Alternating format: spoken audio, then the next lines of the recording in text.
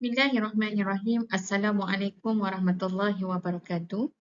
Seminar antarabangsa pengajian Islam Contemporary, saya ingin membentangkan tajuk kajian saya yang bertajuk Integriti menurut Perspektif Wahyu, kajian berkaitannya dalam pembangunan lestari Islam.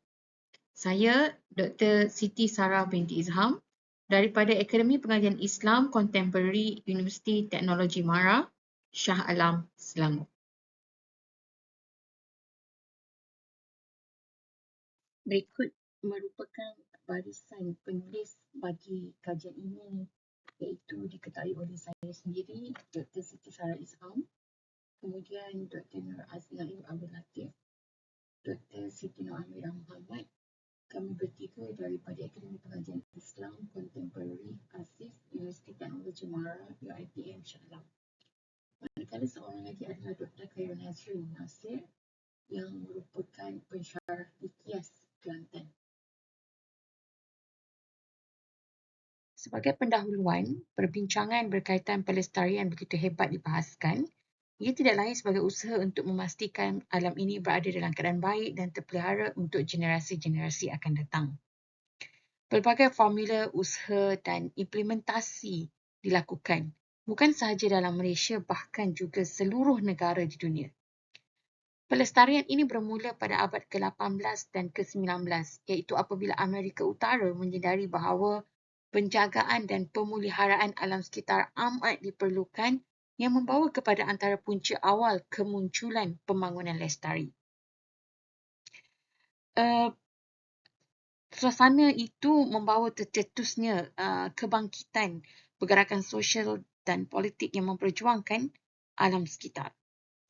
Menurut sekalipun gerakan pemeliharaan alam sekitar telah lama wujud, iaitu sejak abad ke-19 dalam kalangan intelek, namun kebimbangan tentang masa depan kesejahteraan negara semakin meruncing.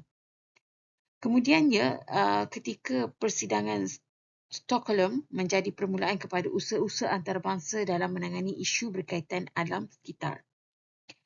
Kemudiannya terdapat laporan Brundtland 1987 di mana di dalam laporan ini telah dimasukkan istilah sustainable development, iaitu suatu pengiktirafan pembangunan yang memenuhi keperluan masa ini tanpa menjejaskan keupayaan generasi akan datang untuk memenuhi keperluan mereka. Sehingga ke hari ini perbincangan berkaitan dengan pembangunan lestari terus berjalan dan masih belum menemui noktahnya. Noktah jalan penyelesaian. Oleh itu, sudah tiba masanya untuk kembali kepada petunjuk wahyu dalam menyelesaikan hal berkaitan pembangunan lestari. Justru itu, kajian ini menambah kajian-kajian yang lepas yang berkaitan dengan pembangunan lestari Islam, di mana bagaimana kita ingin merealisasikan pembangunan lestari itu mengikut acuan Islam. Melihat kepada kajian lepas, diletakkan dua tema. Yang pertama, pembangunan lestari, dan yang kedua adalah pembangunan lestari dari kacamata Islam. Pembangunan lestari, definisi pembangunan lestari ialah pembangunan yang dilaksanakan tanpa melupuskan sumber dan secara mesra alam. Ia sebagai salah satu langkah sokongan untuk memelihara sistem kehidupan supaya manusia dan hidupan lain dapat menyalurkan keperluan secara berterusan pada masa hadapan. Ini bermakna pembangunan lestari ini adalah suatu inisiatif untuk memastikan bahawasanya alam ini sentiasa dipelihara supaya dia dapat mendapat jaminan untuk generasi akan datang. Ketiga-tiga elemen ini saling berkait, iaitu elemen ekonomi, sosial dan alam sekitar, dan mestilah dibincangkan secara bersama. Walau bagaimanapun, menurut Bannister, asas penting dalam memastikan kelestarian dapat dicapai ialah melalui keamanan, keadilan dan pentadbiran yang baik. Manakala melihat kepada pembangunan lestari dari kacamata Islam, pula hakikat yang kita perlu terima bahawasanya bila membicarakan berkaitan dengan pelestarian ini, ia dipelopori oleh Barat. Tetapi tidak boleh kita katakan bahawasanya negara-negara Islam hanya duduk berdiam diri.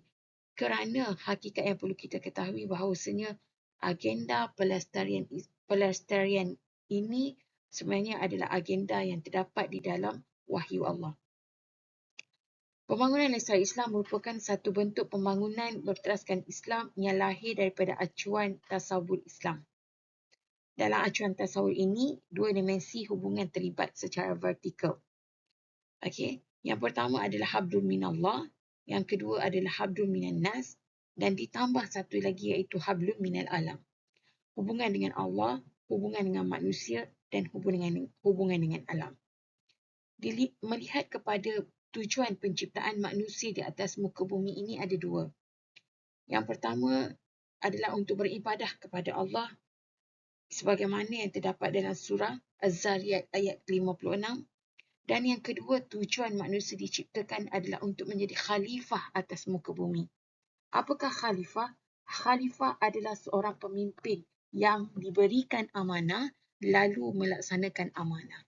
Antara amanah terpenting adalah memakmurkan bumi ini, mentadbir bumi ini supaya memastikan setiap yang ada di atas muka bumi ini berada dalam keadaan yang baik, aman dan sejahtera. Metodologi yang digunakan di dalam kajian ini ada dua, iaitu pengumpulan data. Pengumpulan data yang terdiri daripada kajian-kajian lepas, daripada artikel, jurnal, daripada tesis, daripada buku-buku, laporan-laporan dan sebagainya, dan kemudiannya dijalankan analisis terhadap dokumen-dokumen tersebut. Kata kunci dalam perbincangan kajian ini adalah pembangunan lestari Islam dan integriti menurut Al-Quran dan Hadis. Lalu dia akan melihat apakah perkaitan di antara integriti dalam menurut wahyu dan juga perkaitannya dalam pelestarian Islam. Kajian menunjukkan bahawasanya integriti menurut perspektif wahyu terbahagi kepada dua, iaitu menerusi perspektif Al-Quran dan menerusi perspektif Al-Hadis. Daripada perspektif wahyu, tidak dinyatakan, tidak menggunakan perkataan spesifik integriti. Tetapi kita boleh melihat di dalam Al-Quran misalnya komponen-komponen utama yang membentuk integriti itu. Hasil kajian menunjukkan terdapat 4 komponen utama apabila membahaskan berkaitan dengan integriti, iaitu taqwa, ihsan, amanah dan qanaah. Taqwa adalah takutkan Allah, ihsan adalah menjaga hubungan dengan Allah dan hubungan dengan manusia, amanah dan qanaah iaitu merasa cukup dengan apa yang ada, lalu berusaha bersungguh-sungguh untuk mendapatkan sesuatu dengan jalan yang baik. Manakala komponen utama integriti menurut perspektif Al-Hadis yang telah dikaji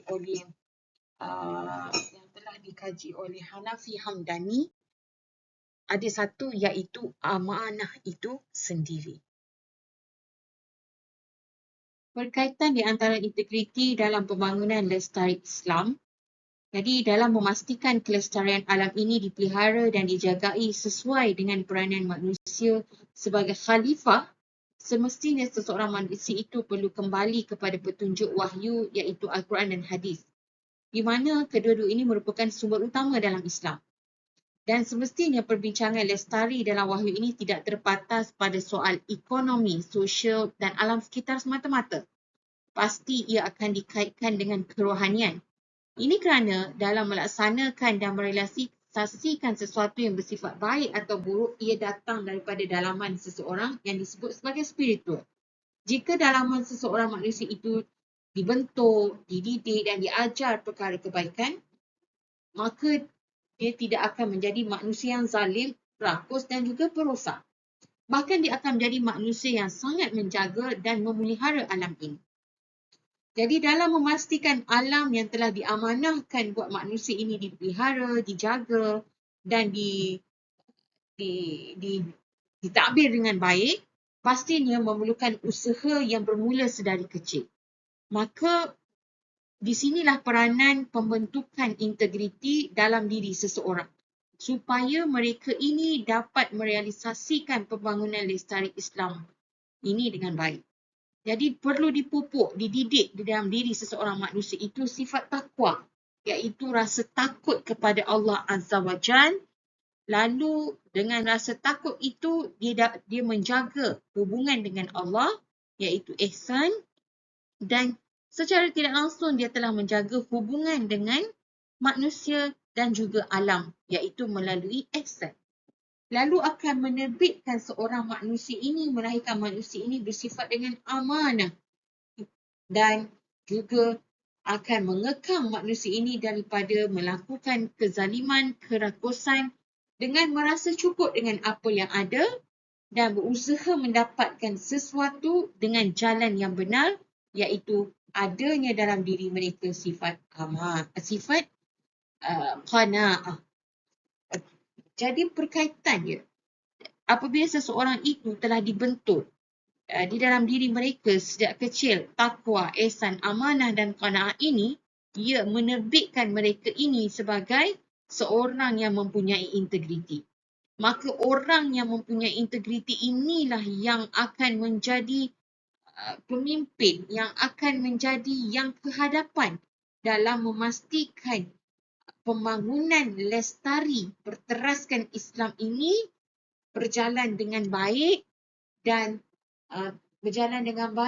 terus membawa kebaikan bukan sahaja kepada manusia tetapi yang penting membawa kebaikan kepada alam, kerana alam yang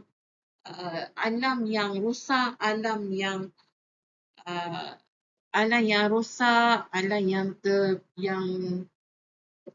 tercemar, alam yang sakit itu akan membawa mudarat tidak lain kepada manusia itu sendiri.